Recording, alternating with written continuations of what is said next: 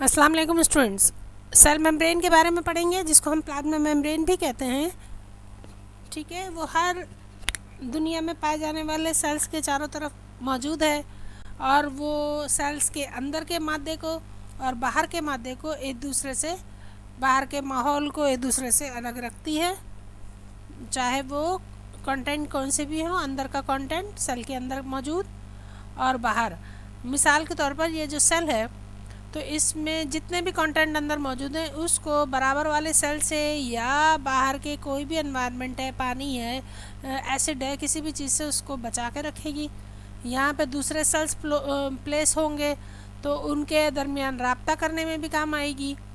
ठीक है, तो अब हम ज़रा सा उसको देख लेते हैं। The cell membrane consist of lipid bilayer that is semi permeable.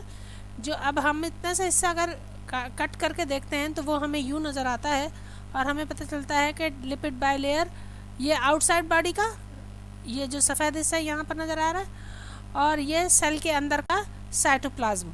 इन दोनों एनवायरनमेंट को एक दूसरे से सेपरेट कर रही है और लिपिड बाइलेयर की बनी हुई है। ऊपर से देखें तो मोज़ेक की तरह नज़र आ रहा है, जैसे मोज़ेक फ्लोर होते हैं, इस तरह की डिज़ाइनिंग नज़र आ रही है। और अंदर से अगर हम उसके साइड से लेटरली देखते हैं तो हमें पता चलता है कि फॉस्फोलिपिड की बाइलेयर मौजूद है। आइए हम उसका मज़ीद स्ट्रक्चर देखेंगे। देखिए, इसको एनलार्ज करके अगर हम देखते हैं तो एक हेड, ठीक है, और एक टेल के से बना हुआ ये फॉस्फोलिपिड मॉलिक्यूल है। ठीक है,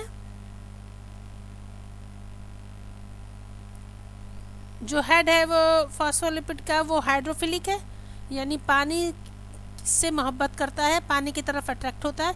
क्यों? क्योंकि देखिए इसके इस तरफ पानी है, सेल के बाहर कोई दूसरा सेल है या कोई पानी है या कोई फ्लूइड गुजर रहा है, आपकी स्किन के ऊपर पसीना है, ब्लड के अंदर सेल वो वेन्स के अंदर ब्लड है, तो सीरम है, तो ये फ्लूइड पोर्शन ये और फ्लूइड पोर्शन साइटोप्लाज्म, इन दोनों की तरफ ये हेड्स मौजूद हैं जो कि हाइड्रोफिलिक होते हैं, यानी पानी से मोहब्बत करते हैं, इस वजह से उनमें रह सकते हैं। ठीक है, और हाइड्रोफोबिक टेल्स होती हैं जो कि जिन पे कोई चार्ज नहीं हो सकता, इन पे चार्ज होता है, इस वजह से ये पानी के साथ बॉन्ड बना सकती हैं। पानी जो है वो चार्ज मॉलिक्यूल है, उसके ऊपर चूँकि हाइड्रोजन और हाइड्रोजन के दरमियान चार्जिंग की वजह से लिंक और बॉन्ड, हाइड्रोजन बॉन्ड बनता है, तो वो पानी का एक मॉलिक्यूल चार्ज मॉलिक्यूल होता है और उस चार्ज की वजह से ये जो हैं ये पोलर मॉलिक्यूल्स कहलाते हैं। ये उनसे अट्रैक्ट हो सकते हैं, कांटेक्ट में आ सकते हैं, लेकिन ये रिपेल करेंगे इनके ऊपर, चूँकि कोई चार्ज नहीं होता टेल्स पर। आप ये देखिए, ये हेड और ये इनकी टेल, और इनके दरमियान ये प्रोटीन, कोलेस्ट्रॉल, ये सब कुछ इसमें एम्बेडेड है, इसमें धंसा हुआ है। ठीक है, और एक मोज़ेक की शक्ल शो करता है, इसलिए इसको मोज़ेक मॉडल कहते हैं। फ्लूइड क्यों कहते हैं? क्योंकि ये जो लिपिड और कोलेस्ट्रॉल वगैरह है ये लिक्विड फॉर्म में उसमें मौजूद होता है और अपनी स्टेट चेंज करता है अपने एनवायरनमेंट के हिसाब से। इसी वजह से आपकी स्किन जो है वो फ्लेक्सिबल होती है, एक दूसरे से इंटरेक्शन में सेल्स के बहुत कंफर्टेबल फील करते हैं। ठीक है, इसके अलावा वो रोटेट कर सकते हैं, ये सेल्स लेटरली ऐसे मूव कर सकते हैं, लेटरली मूव करते हैं। इस लिक्विड स्टेट की वजह से ये आपस में इंटरेक्ट कर सकते हैं, ट्रांसलेट करते हैं, यानी बहुत सी बातों चीज़ों को रीड करते हैं। ठीक है, एंड वाइब्रेट, और फिर हरकत भी करते हैं, अपनी जगह पर मूव कर सकते हैं।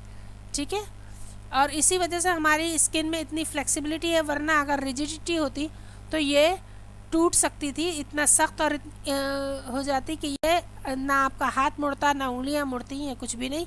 ये सेल्स की आउटर मेम्ब्रेन जो है वो जो स्किन को टेक्सचर दे रही है, वो इसी वजह से है कि ये इनके जो लिपिड मॉलिक्यूल्स हैं वो लिक्विड फॉर्म में होते हैं एनवायरनमेंट के कंडीशन के हिसाब से। ठीक है, ये आपने पढ़ लिया। सेमी परमिएबल है, कुछ मॉलिक्यूल्स को, कुछ आयंस को अंदर आने देती है, चूँकि ये पोलर एरियाज़ हैं ऊपर के हिस्से, ये पोलर होने की वजह से बहुत से आयंस को मेम्ब्रेन के अंदर पेनिट्रेट करने की इजाज़त देते हैं। अच्छा, इसके अलावा कुछ इस तरह के प्रोटीन हैं जो धसे में ऊपर से लेके नीचे तक, ऊपर की तह से लेके नीचे तक, ठीक है, इनको इंटेग्रल प्रोटीन्स कहते हैं। ये इंट्रिंसिक हैं, धसे हुए हैं, ठीक है, ये भी नज़र आ रहा है, ये भी नज़र आ रहा है, ठीक है। लेकिन कुछ जो हैं ऐसे प्रोटीन्स हैं जो सिर्फ किसी एक एरिया में, एक लेयर पे मौजूद हैं, ठीक है, तो उनको हम पेरिफेरल कहते हैं। ये सिर्फ या तो नीचे की लेयर तक मौजूद महदूद हैं या फिर ऊपर की लेयर तक सिर्फ महदूद हैं। ऐसों को पेरिफेरल या एक्सट्रिंसिक प्रोटीन्स कहते हैं। ये आउटर सेल पर मौजूद होते हैं। इनके ऊपर कुछ हाइड्रो वो प्रोटीन, शुगर और उसकी कोलेस्ट्रॉल, ग्लूकोज और उसकी ग्लाइकोलिपिड और ग्लाइकोप्रोटीन की कुछ ब्रांचेस जैसी एक्सटर्नली निकली हुई होती हैं, बाहर की तरफ निकली हुई होती हैं। और ये जो बाहर निकली हुई हैं ये दूसरे सेल्स से कांटेक्ट में आसानी देती है। दूसरा सेल जो बाहर की तरफ होगा, अंदर तो साइटोप्लाज्म है, और बाहर की तरफ जो सेल होगा उससे कांटेक्ट में आसानी देने के लिए ये जो स्ट्रक्चर्स हैं ये हेल्प करते हैं, ठीक है।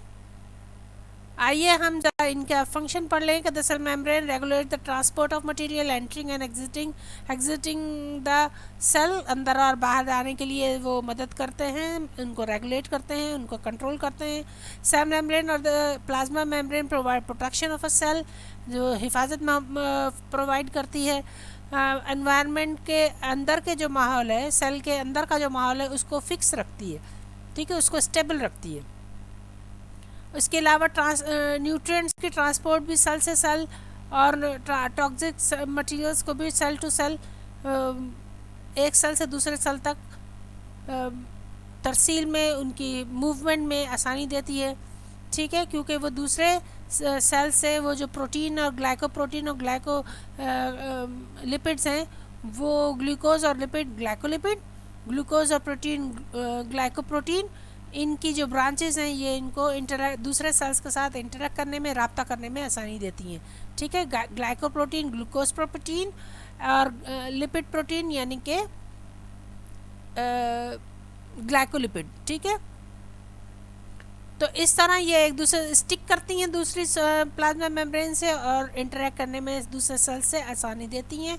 नंबर चौथा फंक्शन ये है कि provide structural support of cell, cell को एक ख़ास शक्ल देती हैं। बेशक उसके जो सेल्स हैं, मॉलिक्यूल्स हैं, वो फ्लूइड फॉर्म में, लिपिड मॉलिक्यूल्स, लेकिन उसके बावजूद वो ऐसे बहने वाला नहीं है, बल्कि हल्का हल्का वाइब्रेट करता है, फ्लेक्सिबिलिटी देता है सेल की मेम्ब्रेन को, उसको फूलने पिचकने में आसानी होती है, ठीक है, एक्सपेंड और कॉन्ट्रैक्ट करने में आसानी रहती है, ये फ्लेक्सिबिलिटी प्रोवाइड करते हैं, ठीक है। हर सेल के अलग किस्म के जो मुख्तलिफ सेल्स मौजूद हैं, उनके अलग अलग किस्म की प्लाज्मा मेम्ब्रेन्स होती हैं, और किसी में जो है वो कोलेस्ट्रॉल ज़्यादा होता है, किसी में जो है वो लिपिड कंपोनेंट ज़्यादा होते हैं। आपने मोज़ेक देखा होगा, तो ये मोज़ेक के एक स्ट्रक्चर है। अब ये जो ऊपर से नज़र आ रहा है, फ़र्ज़ कर लीजिए ये पेरिफेरल प्रोटीन्स हैं कुछ, और कुछ जो हैं वो इंटेग्रल प्रोटीन्स हैं, बाकी जो है वो लिपिड बायलेयर के सेल्स हैं। ये इस तरह का एक स्ट्रक्चर सा ऊपर से नज़र आता है सेल की स्ट्रक्चर में। फ्लूइड मोज़ेक जो है वो सबसे पहले एस.जे. सिंगर और ग्राथ एल निकलसन ने 1972 को एक्सप्लेन किया प्लाज्मा मेम्ब्रेन के स्ट्रक्चर को। और पहले उन्होंने कहा था कि जी ये एक सैंडविच की तरह की है बायलेयर, जिसके दरमियान में कोलेस्ट्रॉल वगैरह मौजूद हैं, लेकिन बाद में इस नज़रिए की नफ़ी हो गई, उन नज़रिए को मना कर दिया गया, और फिर ये फ्लूइड मोज़ेक मॉडल को डिस्क्राइब किया गया, ठीक है। नेक्स्ट उसमें हम जो हैं वो फ्लूइड मोज़ेक मॉडल को डिस्कस करेंगे नेक्स्ट वीडियो में, और किताब से भी कुछ डिस्कस करेंगे। तो अपने नोटिफिकेशन ऑन रखिए ताकि वीडियो अपलोड हो सके, हो तो आपको पता चल जाए। ए सेंटर के साथ जुड़े रहिए।